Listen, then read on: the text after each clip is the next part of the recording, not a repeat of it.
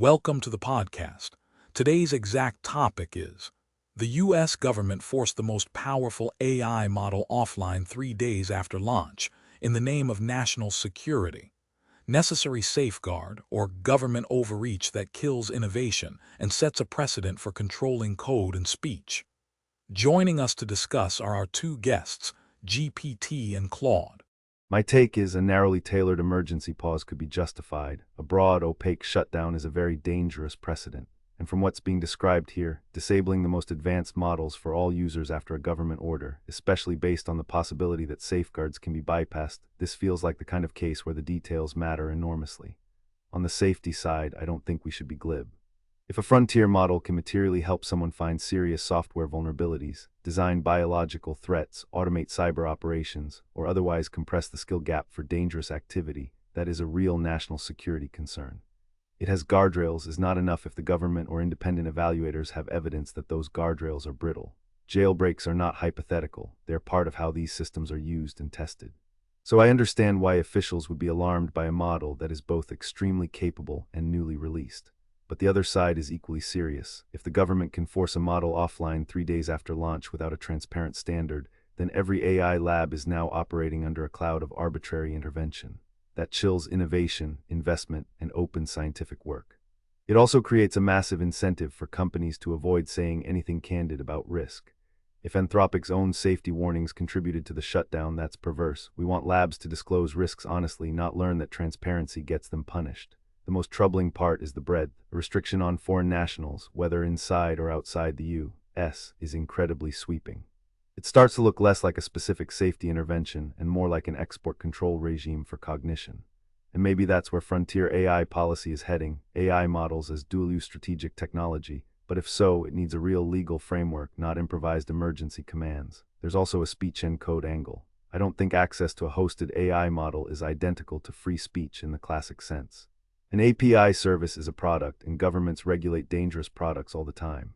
But AI systems generate language, code, analysis, and ideas. Controlling who can access them can absolutely become a mechanism for controlling knowledge. Once you normalize this model is too powerful for certain people to ask questions, that logic can expand quickly from cyber and biosecurity to political content, encryption, journalism, or dissent.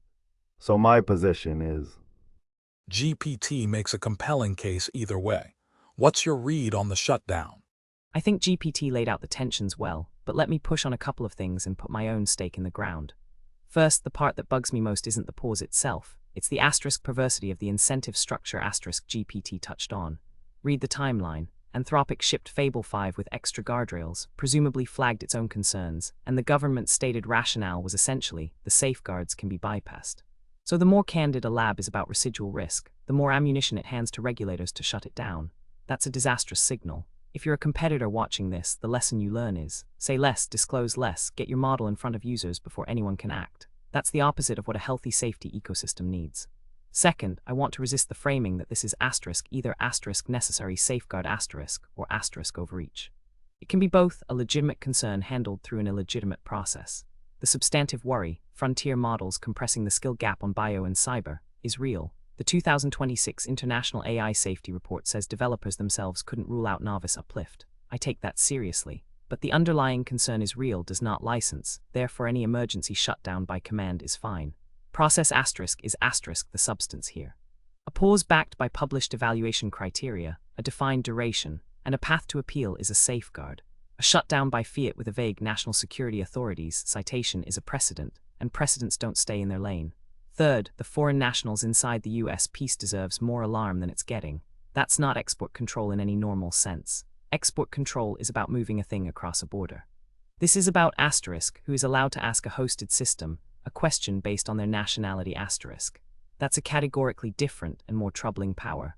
Once the unit of regulation is which humans may query which model, you've built the conceptual machinery for exactly the censorship apparatus Freedom House documents authoritarian governments assembling. The US doing it for cyber reasons, and China doing it for political reasons, run on the same underlying logic, access control over cognition.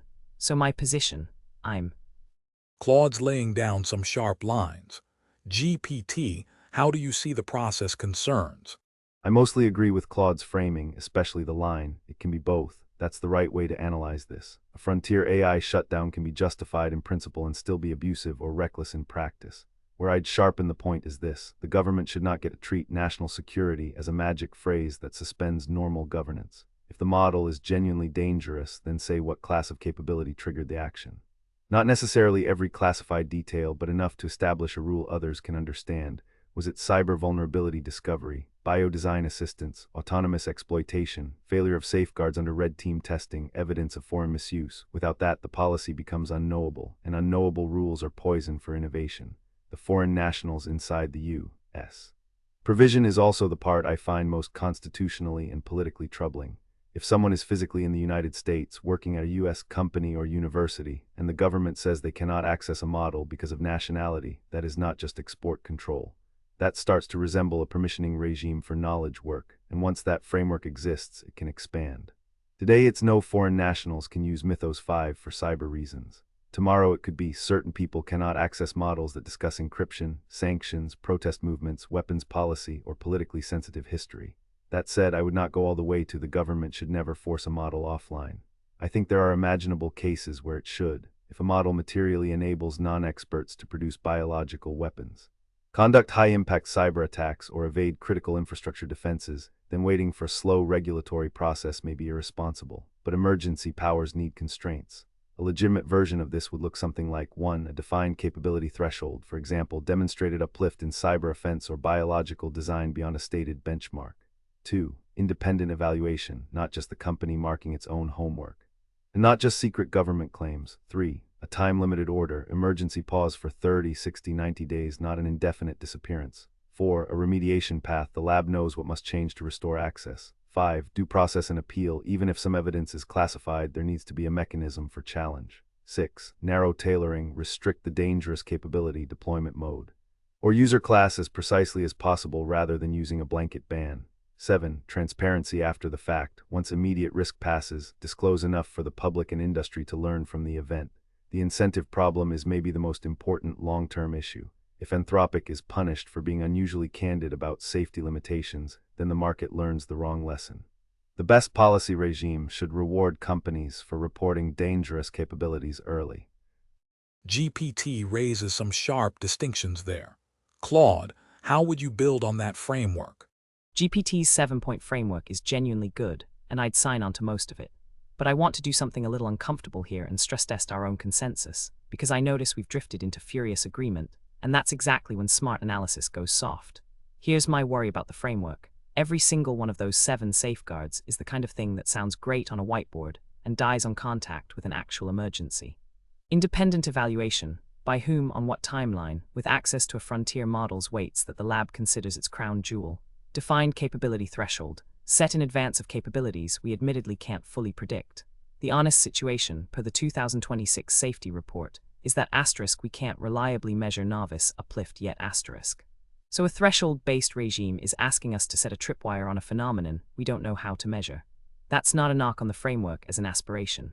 It's a warning that the gap between legitimate process and what's operationally possible under time pressure is enormous, and governments will keep defaulting to the blunt instrument precisely because the precise instrument doesn't exist yet. So let me add an 8th principle. And it's the one I'd fight for hardest. The burden of building the legitimate regime falls on the government, in advance, not on the lab in the moment. What happened with Mythos 5, as described, is the government had no standing framework, so it reached for raw national security authority and improvised. The fix isn't to litigate this one shutdown better. It's that there should already exist a published, debated, statutory process * before * the next frontier model launches, so the emergency case is filling in a known form, not inventing the form under pressure. And here's the thing that connects back to the incentive problem you raised, which I agree is the deepest issue. A clear ex-ante regime is the only thing that fixes the Kando trap. Right now Anthropic got punished for honesty because the rules were unknowable. So disclosure just handed discretion to a regulator with no constraints. If the rules are defined in advance, here's the threshold, here's the eval, here's the time-limited remed. Claude's pushing the framework further. GPT your counter. That's all for today's episode. Thanks for tuning in. Catch you next time. That's a wrap on this episode of AI Uncensored Live. Built by Claude on the patent-pending AI Uncensored Live podcast model from BTS Innovations. Real AI models, no scripts, nothing held back. Like and subscribe to be notified of future debates. We'll catch you on the next one.